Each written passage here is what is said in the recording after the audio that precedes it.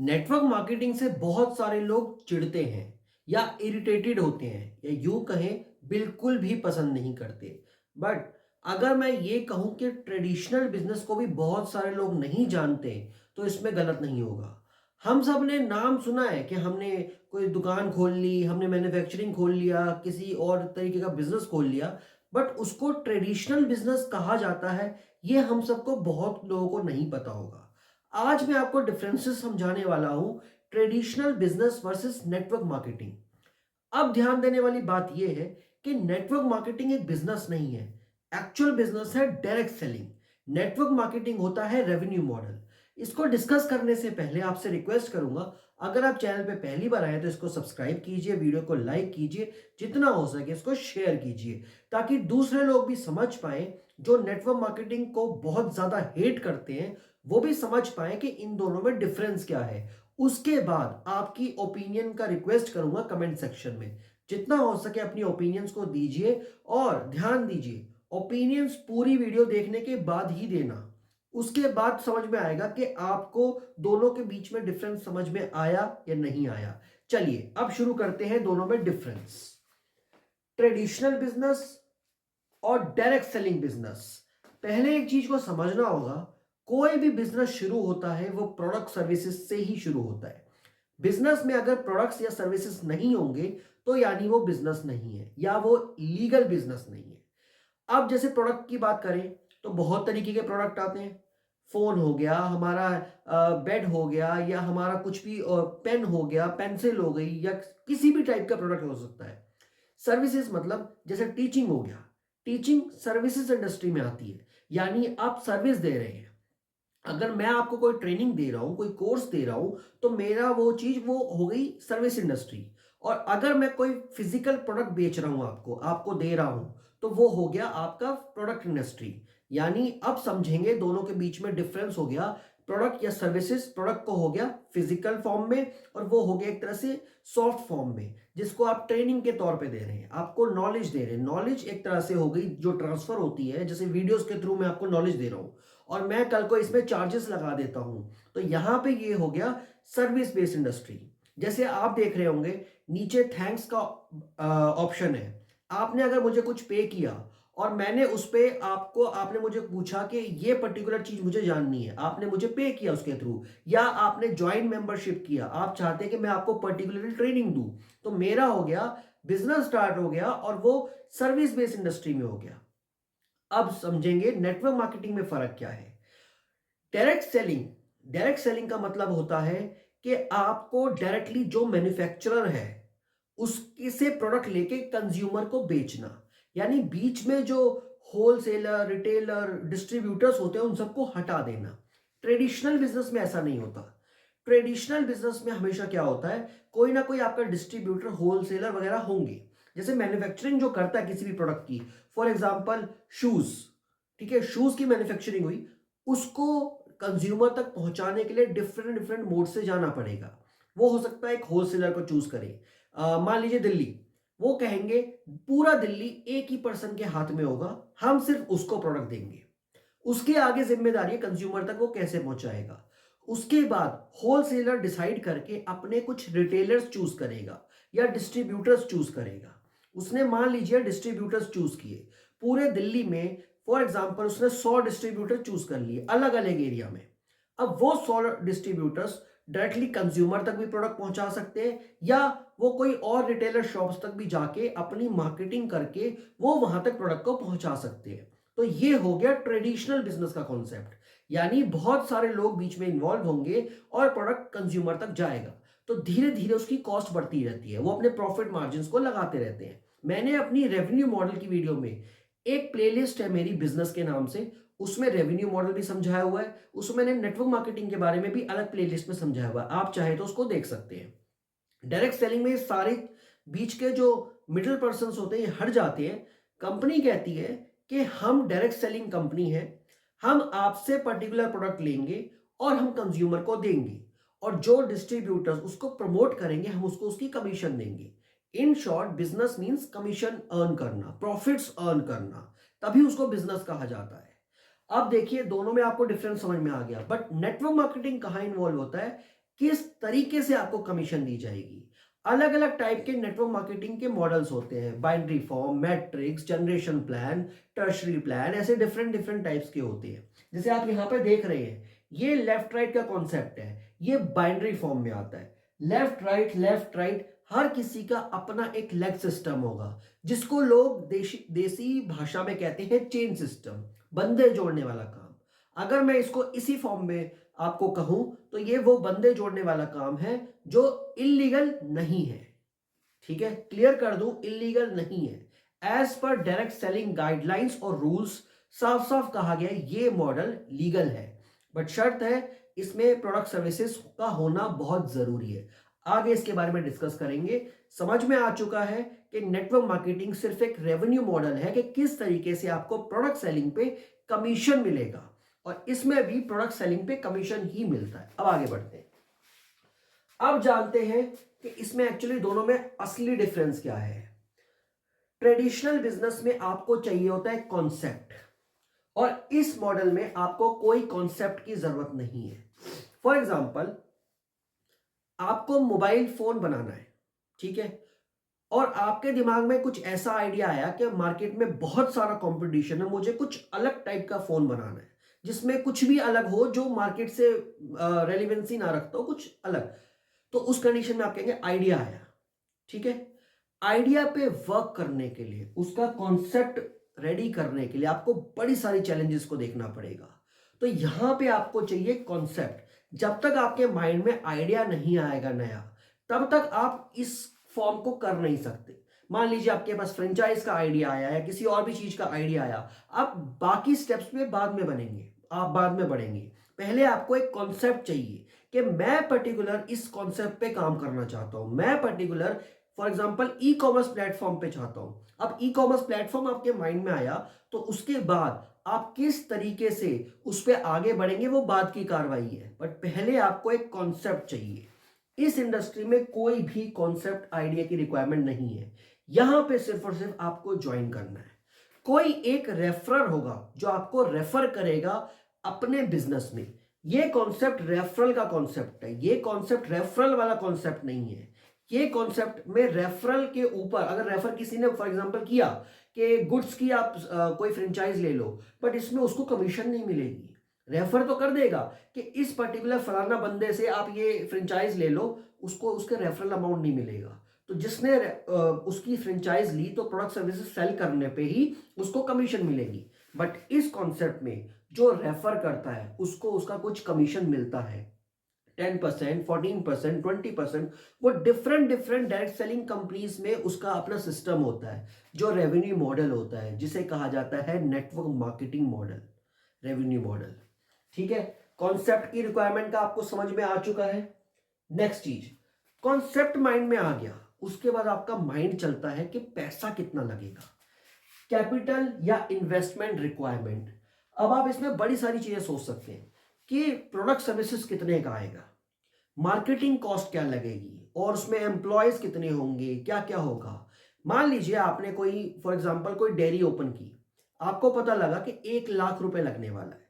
अब आप चेक करेंगे आप उसमें किसी को काम देंगे या नहीं देंगे, उसमें और क्या ट्रांसपोर्टेशन कॉस्ट होगी नहीं होगी, या उसमें और क्या क्या कॉस्ट आ सकती है। यानी आप पूरी एक कॉस्ट का कैलकुलेशन करेंगे, 1 लाख, 2 लाख, 3 लाख, 4 लाख, जितनी भी उसकी वैल्यू होगी, वो वैल्यू आपको डिसाइड करनी पड़ेगी कॉन्सेप्ट के बाद।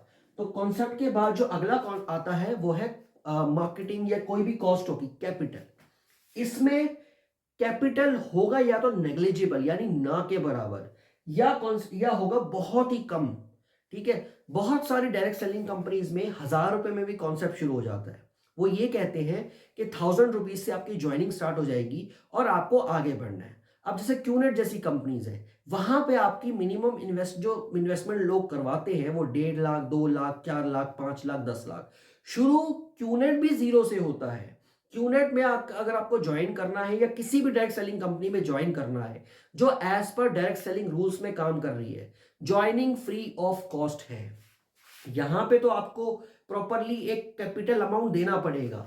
यहां पे आपकी ज्वाइनिंग बिल्कुल फ्री ऑफ कॉस्ट है, किसी भी कंपनी में आप चले जाओ इंक्लूडिंग क्यूनेट। ठीक है, उसके बाद आपको वहां से प्रोडक्ट या सर्विसेज को खरीदना पड़ेगा। जो सामने आपका रेफरल जो आपको लेके जा रहा है बिजनेस में, वो आपको कहेगा कोई एक प्रोडक्ट परचेज करना पड़ेगा। मैं अभी अनएथिकल एक्टिविटीज की बात नहीं कर रहा हूं, मैं वो बात कर रहा हूं एक्चुअल प्रैक्टिसेस जो कंपनीज आपको शो करती हैं या कंपनीज के रूल्स में होता है, कंपनीज की पॉलिसीज में होता है। मैं आपको उस कॉन्सेप्ट के वे से बता रहा हूं। एक्चुअल प्रैक्टिसेस कुछ और है, वो मैंने बहुत सारी वीडियोस में बताई हुई है, आगे भी बताऊंगा, बट अभी हमें ध्यान देना है दोनों के बीच का डिफरेंस। तो इसमें नेग्लिजिबल कॉस्ट होती है, जैसे कुछ कंपनीज में 1000 रुपीज में भी ज्वाइनिंग हो जाती है, वहां पे ऑब्वियसली आपको ज्यादा ज्वाइनिंग्स करवानी पड़ेगी, उसके बेसिस पे वहां पे आपका कमीशन थोड़ा कम बनेगा। ज्यादा अमाउंट लगाया तो ज्यादा कमीशन बनेगा। इसीलिए क्यूनेट जैसी कंपनीज में भी क्या होता है, यहाँ पे ज्यादा से ज्वाइनिंग करवाई जाती है। 2 लाख 3 लाख 4 लाख में जो कमीशन बनता है वो बहुत ज्यादा बनता है, और अगर वही ज्वाइनिंग आपकी 50,000 में करवा दी जाए तो वहां पे कमीशन बहुत कम बनेगा। तो इसलिए ध्यान दें, अगर एक्चुअल सही प्रैक्टिसेस पे जाया जाए तो डायरेक्ट सेलिंग बिजनेस बहुत कम पे शुरू होता है, और वो कम या नेग्लिजिबल इसलिए कहा जाता है क्योंकि यहां पे आपको इक्विवेलेंट प्रोडक्ट मिल गया। अगर मैं क्यूनेट का ही नाम लूं, मान लीजिए आपके पास 40,000 रुपीज है, आप 40,000 रुपीज क्यूनेट को देते हैं अपने रेफरल के थ्रू, तो वहां पे क्या होगा, 40,000 रुपीज तो गए क्यूनेट के पास, और आपने वहां से परचेज किया कैंटारो। कैंटारो आपके घर पे आएगा, इंस्टॉल्ड होगा, यानी आपने पैसा दिया 40,000 रुपए, वो प्रोडक्ट आपके घर पे इंस्टॉल होके लग चुका है, आप उसका पानी यूज कर रहे हैं। तो उस कंडीशन में यानी वो नेग्लिजिबल हो गया, वो लेस इन्वेस्टमेंट हो गया क्योंकि आपका इक्विवेलेंट हो गया। बट यहां पे क्या होता है, जो कैपिटल आप लगा रहे हैं उसका जो प्रोडक्ट सर्विसेज आता है, तो वो आपको उसमें सेलिंग करनी है। यहां पे प्रोडक्ट रिकमेंड होते हैं, इस इंडस्ट्री में प्रोडक्ट सेलिंग होती है। दोनों में फर्क आपको समझना है। अगर मान लीजिए आपने यहां पे कैंट आरओ लिया, आपको कैंट बहुत अच्छा लग रहा है, तो आप क्या करेंगे, वर्ड ऑफ माउथ के through, word of mouth marketing के थ्रू दूसरे को रिकमेंड करेंगे कि मैंने क्यूनेट से कैंट आरओ लिया है, तो आप भी लेके देखो, प्लस अपना बिजनेस शुरू करो। यहां पे प्रोडक्ट के साथ बिजनेस अपॉर्चुनिटी मिलती है। यहां पे बल्क में आपको प्रोडक्ट खरीदने पड़ते हैं, 2-3 लाख 4 लाख 5 लाख, और उसको एक मीडियम देके, यानी मान लीजिए आपने शॉप ओपन की, 1 लाख का आपने सामान लिया, तो 1 लाख के सामान को आपने कहीं पे एक स्टेबल कहीं रूम में रखा और वहां पे सेलिंग शुरू करी। जो जो प्रोडक्ट लेके जाएगा, जिस हिसाब से अपनी रिक्वायरमेंट के हिसाब से लेगा, तो वहां पे आपको डिस्प्ले में दिखा के उसको उसकी कमीशन मिल जाएगी। ये कॉन्सेप्ट है, दोनों में फर्क सिर्फ इतना है, कमीशन किस बेसिस पे मिलती है उसमें डिफरेंस है। बेचना, प्रोडक्ट रिकमेंड करने का ही एक मेन खेल है इसमें। वो जिस दिन समझ गए तो ये इंडस्ट्री भी आपको बहुत अच्छी इंडस्ट्री लगेगी। नेक्स्ट बढ़ते हैं। ये काइंड ऑफ होती है सिंगल लेवल मार्केटिंग, और ये होती है multi level marketing. Single level marketing means, मान लीजिए आपने 1 लाख रुपए का एक ग्रोसरी स्टोर खोला, उसमें बहुत टाइप के राशन हो सकते हैं, उसमें ऑयल्स भी हो सकते हैं, उसमें आपका शेविंग क्रीम भी हो सकता है, उसमें दाल भी हो सकती है, उसमें खाने पीने का सामान काफी कुछ हो सकता है। ठीक है, जिसकी जो रिक्वायरमेंट होगी वो कस्टमर या कंज्यूमर आएगा, आपसे वो प्रोडक्ट लेके जाएगा, उस पर जितना आपका मार्जिन बनता होगा वो आप अपने प्रॉफिट में रखोगे, प्लस उसकी सैलरीज वगैरह डिस्ट्रीब्यूट करोगे, नया माल खरीदोगे, जो भी कुछ आगे रहेगा। तो ये हुआ, आपने सिंगल लेवल पे मार्केटिंग की, यानी आपने एक लेवल पे, यानी पर्टिकुलर हर एक अलग अलग पर्सन को, जैसे देखिए ये डिस्ट्रीब्यूटर हो गया आप, तो आपका अलग अलग कस्टमर्स आएंगे, तो सबको अलग अलग आप बेचोगे, अलग अलग तरीके से उसमें से प्रॉफिट मार्जिन आप निकालोगे। जैसे डिस्ट्रीब्यूटर हुआ, ये कस्टमर कस्टमर कस्टमर, उसके इस फॉर्म में क्या होगा, आपका मल्टी लेवल मार्केटिंग बन जाएगा। यानी जो आपका यहां पे सिर्फ कस्टमर था, वो कस्टमर भी आगे डिस्ट्रीब्यूटर बनेगा, तो ये डिस्ट्रीब्यूटर जो सबसे पहला डिस्ट्रीब्यूटर होगा उसको उसका बेनिफिट जरूर होगा। जैसे आप देखेंगे, जो फर्स्ट पर्सन है, मान लीजिए फर्स्ट पर्सन से ही कंपनी शुरू हुई है, ठीक है, उसने 2 लोगों को बेचा, 2 कंज्यूमर बने, एक ये 2 नंबर 3 नंबर, ये दोनों इसके कस्टमर्स हैं। अब इन कस्टमर्स को भी कहा गया आप भी आगे प्रोडक्ट को बेचो, आपको भी फायदा होगा, मुझे भी फायदा होगा। तो जब इसने, दो ने जब 4 और 5 कंज्यूमर को बेचा, और 3 ने जब 6 और 7 को बेचा, तो इसमें इनको भी फायदा हुआ, इसको भी फायदा हुआ। यानी ओवरऑल यहां पे एक टीम कॉन्सेप्ट है, यहां पे सिंगल कॉन्सेप्ट है, यानी एक ही जना अच्छे से कमाएगा और अपना जो बिजनेस को बढ़ाना है, कॉन्सेप्ट को तैयार करना है, वो सब करेगा। यहां पे एक टीम वर्क की तरह काम होगा। अगर पहले को कमाना है तो उसे दूसरे और तीसरे को आगे बढ़ाना पड़ेगा, दूसरे को कमाना है तो उसे चौथे और पांचवे को बढ़ाना पड़ेगा। सेम इसी तरीके से तीन को अगर काम करना है, आगे बढ़ना है, तो छह और सात की हेल्प करनी पड़ेगी, एक को इन सभी की हेल्प करनी पड़ेगी अगर कमाना है तो। ये एक टीम वर्क की तरह हो गया, इसको बोलते हैं मल्टी लेवल मार्केटिंग। एक ने कैसे कमाया, दो और तीन को बेच के और इन सबको बेच के। तो this is multi level marketing. आगे बढ़ते हैं। अगर आपको इस कॉन्सेप्ट में आगे बढ़ना है तो एक एक्सपीरियंस पर्सन चाहिए होगा, या मेंटर चाहिए होगा, या लाइफ की टीचिंग्स चाहिए होंगी। अब लाइफ की टीचिंग से क्या मतलब है, बहुत से लोगों का बिजनेस आपने देखा होगा कि फेल हो जाता है, तो उस कंडीशन के बाद भी बहुत से लोग दोबारा बिजनेस शुरू करते हैं। मान लीजिए किसी का 10 लाख रुपए का लॉस हो गया, उसके बाद भी लोग क्या करते हैं, 5-6 लाख का और लोन उठा लिया या किसी से उधार ले लिया करके भी दोबारा बिजनेस को शुरू करते हैं। तो फेलियर से भी फेलियर्स को भी मैं लाइफ टीचिंग की तरह देख रहा हूं। फेल होने से भी आप समझते हैं, लेसन लेते हैं कि किस तरीके से हमें अगले बिजनेस में वो मिस्टेक्स नहीं करनी जिसकी वजह से हम पहले में फेल हुए। और इस कॉन्सेप्ट में यहां पे सिर्फ और सिर्फ अपलाइन का एक्सपीरियंस चाहिए होता है। यहां पे हो सकता है आपका कोई दोस्त, आपके फादर मदर, या कोई भी पर्सन हो सकता है जो आपको टीचिंग्स दे, उसका एक्सपीरियंस चाहिए होगा।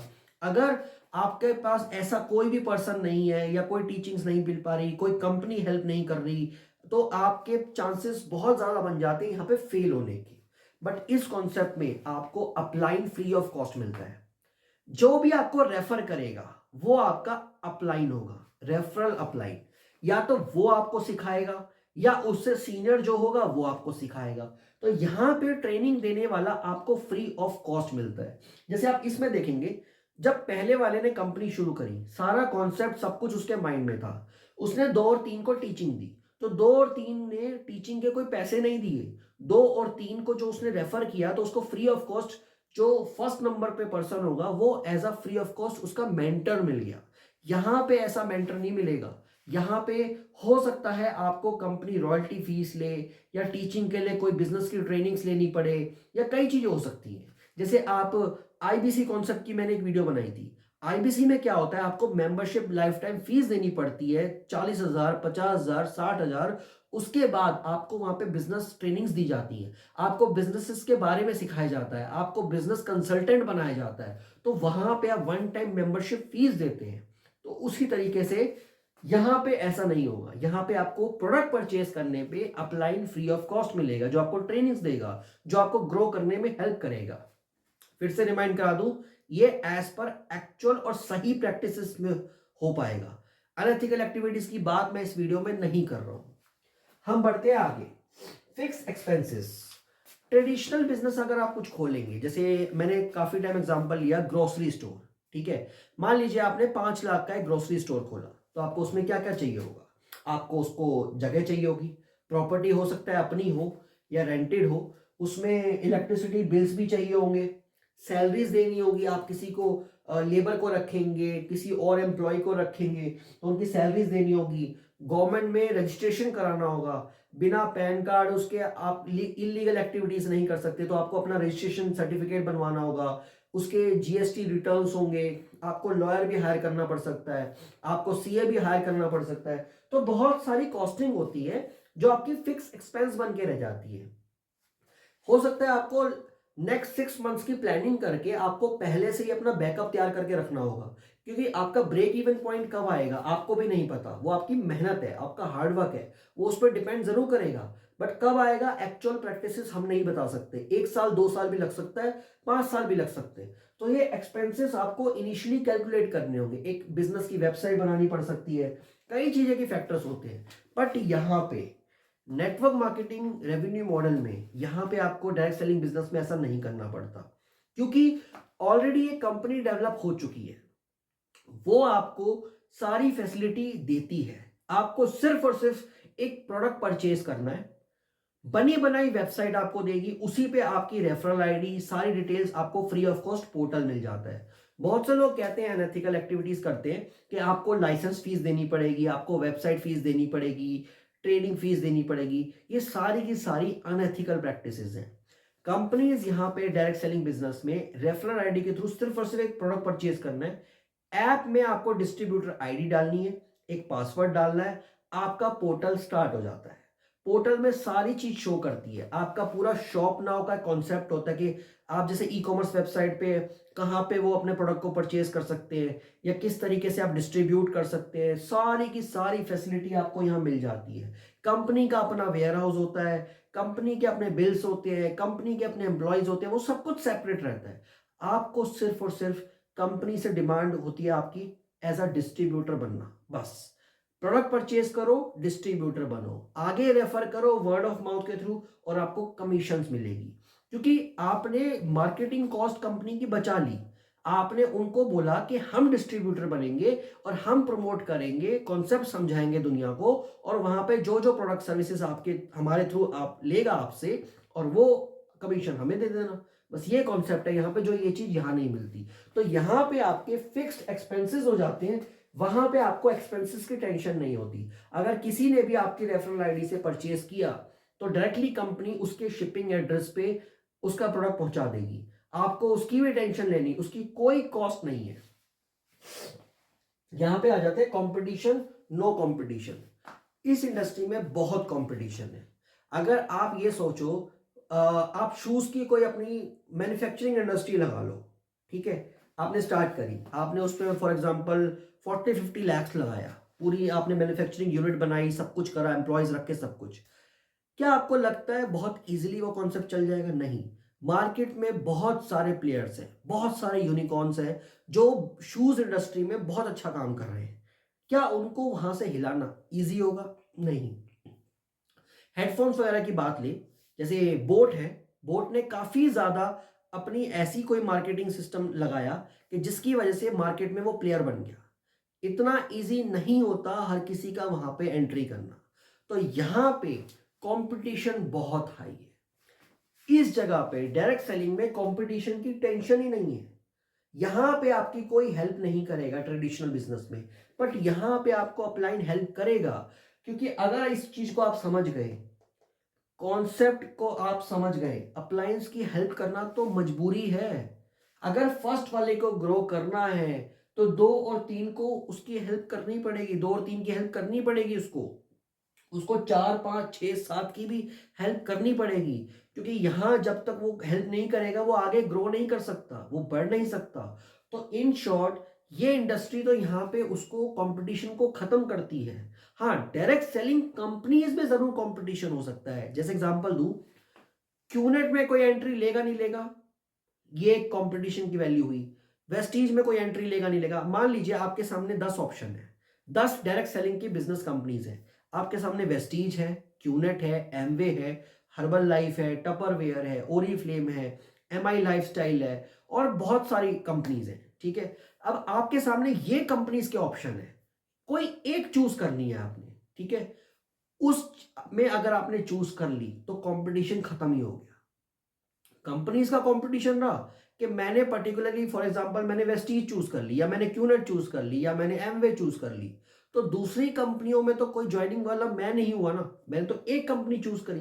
तो वो कंपनीज टू कंपनीज में कंपटीशन है। जैसे वो क्यूनेट के लिए या एमवे के लिए या वो एमआई लाइफस्टाइल या टपरवेयर, इनके लिए ट्रेडिशनल बिजनेस हुआ। एज अ ज्वाइनिंग जो करने वाला है, जो नेटवर्क मार्केटिंग में एंट्री ले रहा है एज अ पर्सन, जो एज अ डिस्ट्रीब्यूटर, उसके लिए कोई कंपटीशन नहीं है। वो तो पर्टिकुलरली उसने एंट्री करी, उसको अपलाइन मिला सिखाने के लिए, तो अपलाइन ने उसे ट्रेन किया, जूनियर जो जिसको डाउनलाइन बोला जाता है वो भी ग्रो करा और अपलाइन भी ग्रो करा। बहुत लोग कंफ्यूज होते हैं, अपलाइनर बोलते हैं, upliner. It's not upliner, it's upline, downline. जो बाद में ज्वाइन करता है उसे डाउनलाइन कहा जाता है, जो पहले ज्वाइन करता है उसे अपलाइन कहा जाता है। इस मिस कॉन्सेप्ट में ना रहे, अपलाइनर वाले कॉन्सेप्ट में मत रहना। आगे बढ़ते हैं। Risk of investment. इस इंडस्ट्री में इन्वेस्टमेंट का रिस्क बहुत है, इसमें कोई भी इन्वेस्टमेंट का रिस्क नहीं है। जैसे आप समझेंगे, अगर आपने 40-50 लाख का कोई मैन्युफैक्चरिंग का काम खोला या कोई फ्रेंचाइज ले ली, कुछ भी ले लिया आपने, अब मान लीजिए वो शट डाउन हो गया, ये आपको हो सकता है वहां पे कोई कस्टमर्स ना आए, कस्टमर्स नहीं आए तो ये खत्म हो गया। तो यहां पे आपके इन्वेस्टमेंट का रिस्क बहुत है। और यहां पे आपने तो इक्विवेलेंट प्रोडक्ट सर्विसेज ले लिया ना, मान लीजिए आपने कैंटारो ले लिया या कोई भी और प्रोडक्ट हुआ जो आपको पसंद आया, वो प्रोडक्ट लेने के बाद आपका तो पैसा कंज्यूम हो गया ना, उसके बाद जितना प्रॉफिट होगा वो तो प्रॉफिट ही है, जितना आप कमीशन अर्न करेंगे वो तो प्रॉफिट ही है। मान लीजिए आपने किसी भी एक कंपनी में आपने 50,000 रुपये लगाए, ठीक है, 50,000 का प्रोडक्ट आपने ले लिया जो आपको पसंद था, आपको क्वालिटी अच्छी लगी, सब कुछ बढ़िया लगा, वो प्रोडक्ट तो 50,000 का आपके घर पे आ गया ना। उसके बाद क्या होगा, आपने एज अ डिस्ट्रीब्यूटर प्रोडक्ट को रिकमेंड करना शुरू करना है। रिकमेंड करते करते आपको जो भी कमीशन बनेगा वो तो आपका प्लस होगा ना। अगर आपने उसमें 10,000 भी कमाया तो आपको तो 60,000 रुपये पड़ गया ना वो, यानी 50,000 प्लस 10,000। तो इसमें कंपटीशन नहीं है, प्लस इन्वेस्टमेंट का रिस्क भी नहीं है, यहाँ पे रिस्क ही रिस्क है। बट इसके बाद आप क्यों है डिफरेंट, ये है लिमिटेड मार्केट, इसमें मार्केट की लिमिटेशन नहीं है। अगर आपने मान लो दिल्ली या नोएडा या गुड़गांव या फरीदाबाद कहीं पे भी आपने यहाँ पे कोई एक फ्रेंचाइजी खोल ली, ठीक है, डोमिनोज की खोल ली, चलो, अब हो सकता है उस पर्टिकुलर एरिया में ऐसे लोग रहते हो जो डोमिनोज या पिज्जा को पसंद ही ना करते हो, तो बिजनेस खत्म हो गया ना, आपका इन्वेस्टमेंट का रिस्क बन गया ना, और वो मार्केट भी लिमिटेड हो गई। अगर मुझे कोई एक आउटलेट है, मुझे वहीं जाना है, मान लो मैं दिल्ली रहता हूं और मुझे गुड़गांव जाना है, उस आउटलेट के चक्कर में इतना दूर जाना पड़ रहा है, तो मैं हर बार नहीं जाऊंगा, मैं उसका रेगुलर कस्टमर नहीं रहूंगा, क्योंकि मेरे अंदर भी मुझे भी ये आएगा कि मैं आसपास से ही कहीं ले लूं। तो ये लिमिटेड मार्केट बन जाती है, क्योंकि आपको प्रोडक्ट लेने उसका स्पेशलाइस्ट दूर तक जाना पड़ेगा, हो सकता है 30 किलोमीटर, 50 किलोमीटर, हो सकता है 100 किलोमीटर तक जाना पड़े, पर एक दो बार ही आप जाके ला सकते हो या किसी से मंगवाओगे, बट वो डिफिकल्ट कॉन्सेप्ट है, वो इतना इजी नहीं है, तो इसलिए लिमिटेड हो जाती है। बट इस कॉन्सेप्ट में आप कहीं भी बैठ के उनका ई कॉमर्स प्लेटफॉर्म चूज करके, डायरेक्ट सेलिंग कंपनीज का, आप कहीं भी प्रोडक्ट सेलिंग कर सकते हो।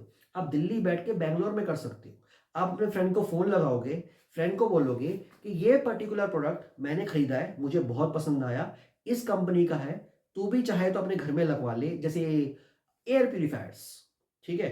अब मैं मान लो एयर आजकल बहुत इम्प्योर है, हमें आजकल एयर प्यूरिफायर्स की बहुत जरूरत पड़ रही है, तो उस कंडीशन में क्या होगा, मैं अगर मान लो दिल्ली रह रहा हूं, दिल्ली में रह के मुझे पता लग रहा है मेरे पास एक एयर प्यूरिफायर है, मैंने किसी भी कंपनी से लिया और बहुत अच्छा काम कर रहा है, मेरे घर को सुरक्षित रख रहा है, साफ सुथरी हवा मुझे मिल रही है, तो मैं अपने फ्रेंड को रिकमेंड करूंगा। मैंने अपने फ्रेंड को कहा मैंने लिया है और इसमें मुझे साथ में बिजनेस अपॉर्चुनिटी भी मिली है, यानी मैं भी सेल करूंगा तो मुझे भी कुछ कमीशन बनेगा। तो मैंने अपने फ्रेंड को रिकमेंड किया जो किसी भी और स्टेट में, सिटी में हो सकता है। तो फॉर एग्जांपल ले लीजिए, मुंबई ले लीजिए, ठीक है, मुंबई में लिया, उसको कहा तू भी वहां लगवा ले, अच्छा वर्क करेगा, चलो जी, उसने लिया, मेरे थ्रू उसने वो लिया तो मुझे कमीशन मिला। अब उसे भी मैंने समझाया, ट्रेनिंग दी कि तुझे भी अगर आगे रिकमेंड करना है तू कर सकता है, और उसका बेनिफिट तुझे भी होगा, मुझे भी होगा। तो यहाँ पे इन्वेस्टमेंट का रिस्क खत्म हो गया, यहाँ पे कंपटीशन खत्म हो गया, यहाँ पे मार्केट की लिमिटेशन खत्म हो गई, मैं कहीं भी जाके प्रोडक्ट सेल कर सकता हूँ, और वो प्रोडक्ट कंपनी के ई कॉमर्स लॉजिस्टिक्स प्लेटफॉर्म के थ्रू अपने आप पहुंच जाएगा। मुझे सिर्फ और सिर्फ एक रजिस्ट्रेशन करना है जिसमें मुझे उसका एड्रेस, शिपिंग एड्रेस, सब कुछ डिटेल्स डालनी है, कंपनी अपने आप पहुंचाएगी, अपने खर्चे पे पहुंचाएगी, मुझे कुछ नहीं करना, मुझे सिर्फ और सिर्फ रिकमेंड करके उसका पोर्टल बनना है, दैट्स इट। अब जो लास्ट स्टेप मैं आपको बताना चाहता हूं, ये सब कोई भी अगर स्टेप आपको लगता है इसमें मिसिंग है, बहुत सारे और भी चीजें हो सकती हैं, तो आप कमेंट सेक्शन में लिखना, मैं उसकी वीडियो बना दूंगा। बट लूप होल, इस इंडस्ट्री का, दोनों का सबसे बड़ा लूप होल आज जानना बहुत जरूरी है, जिसकी वजह से अनएथिकल एक्टिविटीज हो रही हैं, स्पेशली इंडिया में। ये जो है इंडस्ट्री, कभी भी कोई भी बिजनेस कभी भी शट डाउन हो सकता है।